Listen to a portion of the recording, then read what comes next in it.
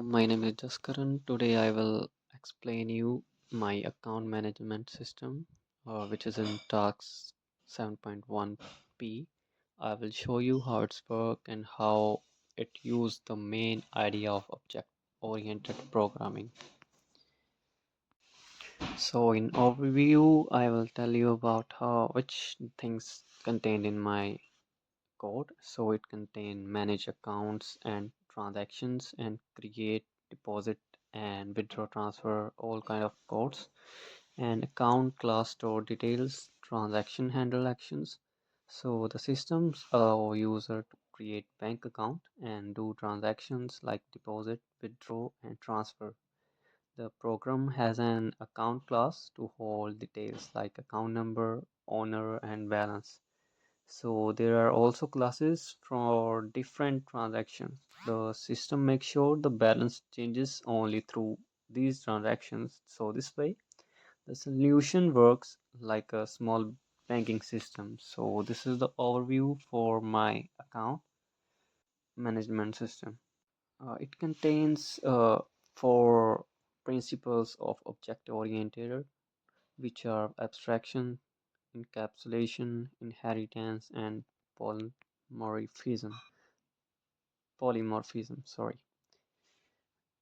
So my account management system use all four main object-oriented program ideas, and it is clear, safe, and expandable.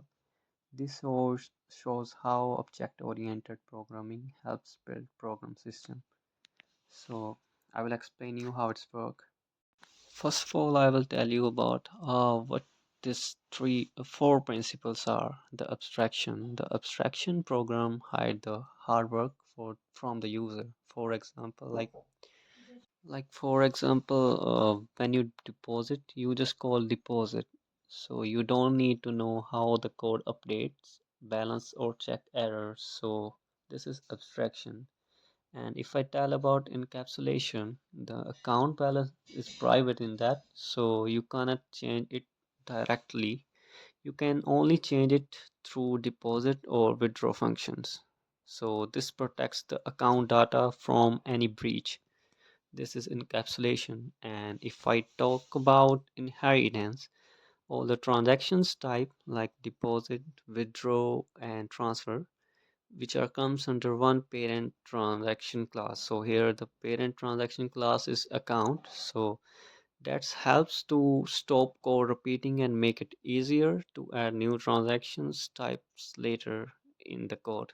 So the last one, which is used for the multiple purpose, and this is the polymorphism. So even though all the transaction class have an execute method in its code, or so each one work in its own way, but like deposits adds money like, and withdraw take money, and transfer money the same method name but different behavior they shows in the code. So that's the polymorphism, like multi behaviors we can say.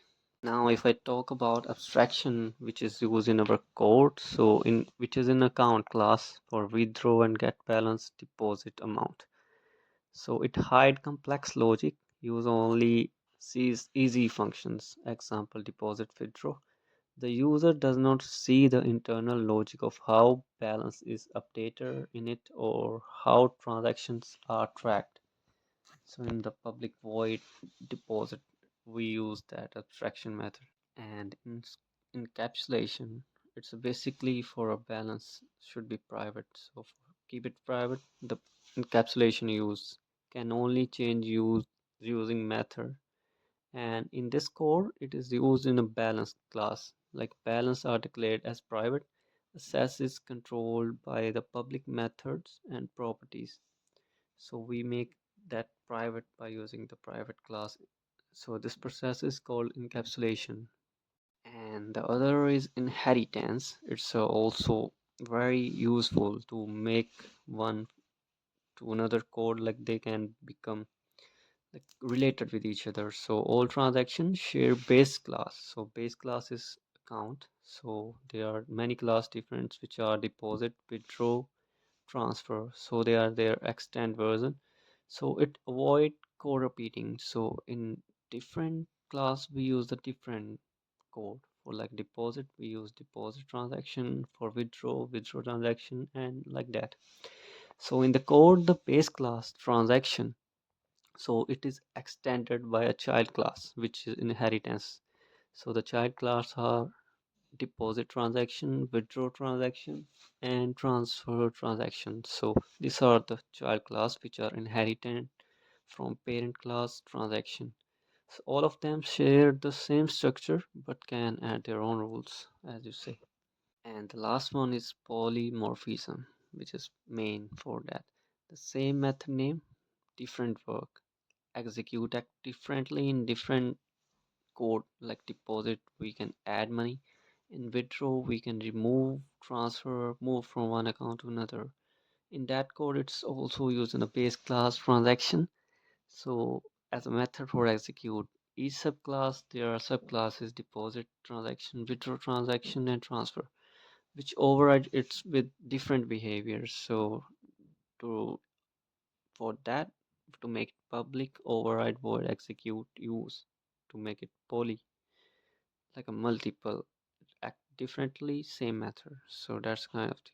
So overall for the solution, I can say that my system is made to manage bank accounts in a simple way.